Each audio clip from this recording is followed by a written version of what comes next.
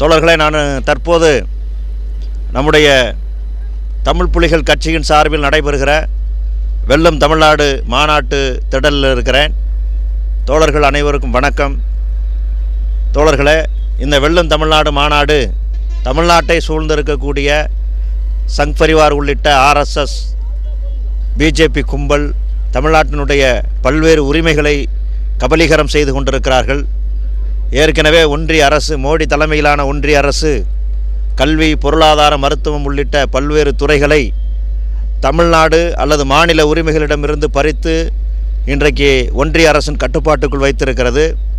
அதுபோன்று இப்போ மீதி இருக்கக்கூடிய பல்வேறு துறைகளை மானிய பட்டியலிலிருந்து பறித்து அவர்கள் ஒன்றிய அரசின் கட்டுப்பாட்டுக்குள் கொண்டு வருவதற்கு முயற்சி செய்கிறார்கள்.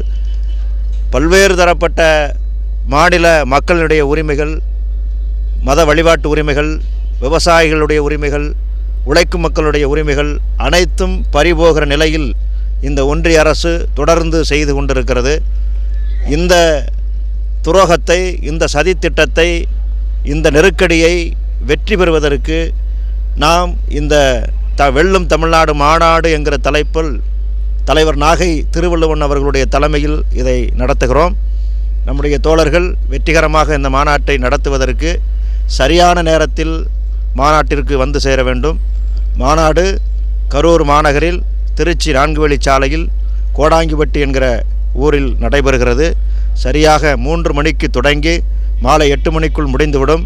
எனவே இந்த மாநாட்டை வெற்றி பெற செய்வதற்கு தமிழ்நாடு முழுவதும் இருக்கக்கூடிய புலிகள் களமாடி பொதுமக்களை பத்திரமாக ஏற்றி வந்து பத்திரமாக திரும்பவும் நாம் வீட்டில் இறக்கிவிட வேண்டும்.